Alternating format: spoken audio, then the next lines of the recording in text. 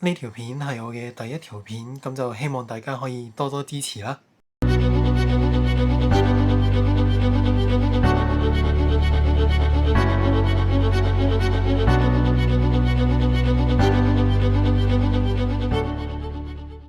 大家好，歡迎嚟到我嘅 channel。今次我所用嘅陀螺配置大部分都係我喺 Threads 嗰度有介紹過，大家有興趣嘅可以去翻我嘅 Threads 嗰度睇。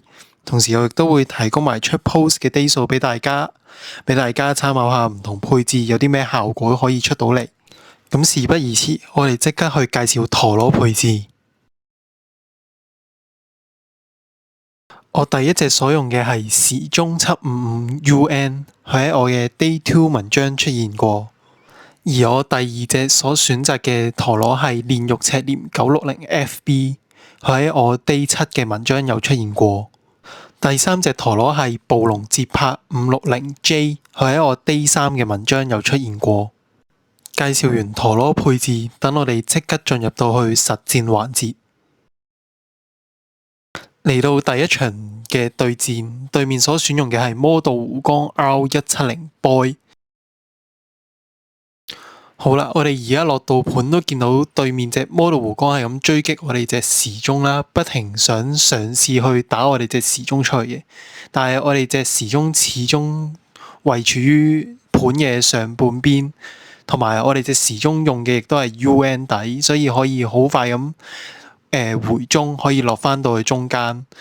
呢度都見到我隻時鐘係有啲發啦，咁都始終用得有啲耐嘅，咁都會開始有啲發，但係持久力方面亦都係好好啦。開始見到對面隻魔道湖光嘅持久力削弱得好勁，咁呢一分亦都好順利咁收低啦。依家目前比賽係1-0，咁我哋準備嚟到第二鋪，對面用嘅係隕石青龍 570L。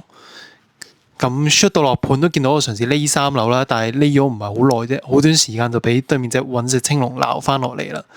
咁對面隻隕石青龍係具備吸收能力啦，同時亦都係賽場比較常見嘅一個配置啦，用得570。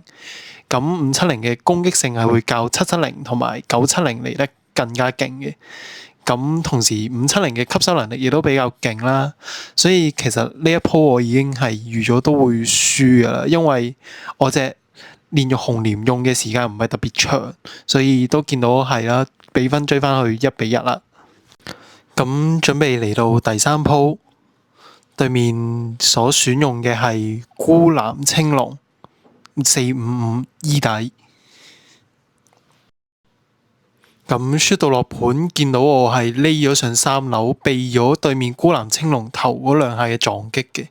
咁玩暴龍捷拍得2個要點啫，就係暴擊咗1下唔得，2下好順利咁打到對面出盤。目前比分係1-3。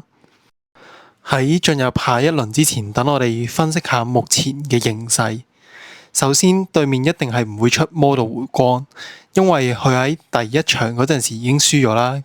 咁對面對於佢嘅信心就唔大，咁好自然咁派出去嘅機率就自然會下降。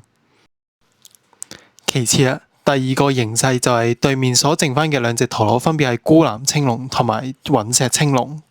咁我哋隻暴龍捷拍雖然贏咗對面隻孤藍青龍啦，但係我哋係靠擊飛嘅，即係需要一定嘅運氣同埋嘅技術。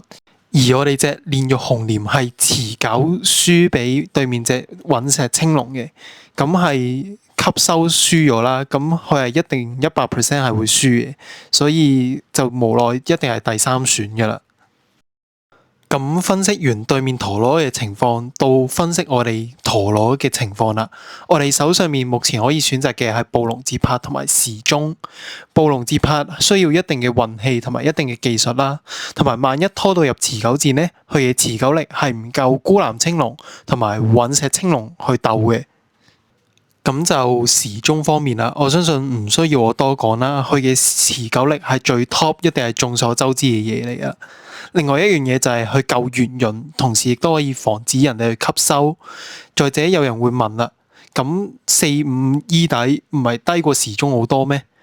咁唔會打爆時鐘咩？咁就唔會嘅，因為75佢有一個類似少少嘅防爆機制喺度啦。咁孤藍青龍嘅打擊印係唔足以打爆時鐘嘅固鎖咁就唔會導致時鐘去爆嘅。有見及此，所以派出時鐘係最好嘅選擇嚟嘅。咁我哋翻到嚟對戰，對面所選擇派出嘅係孤藍青龍，如我哋所料係隕石青龍同孤藍青龍嘅2揀1。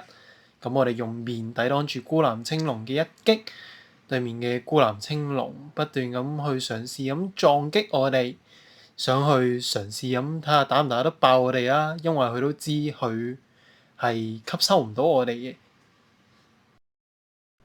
咁呢度都開始見到對面孤藍青龍嘅轉速開始下降，而我哋嘅轉速亦都維持緊係一個好高。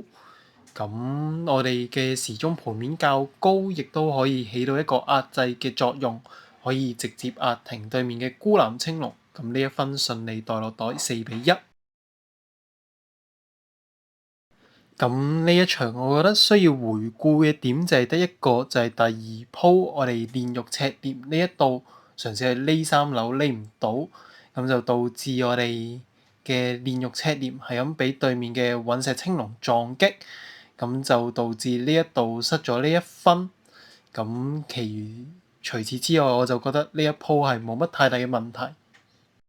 今條片就嚟到呢一度啦。鍾意嘅記得 comment、like、subscribe 同 share， 有啲咩問題都歡迎喺下面留言，我會盡量解答你哋。多謝你哋收睇呢一條片，我哋下條片再見，拜。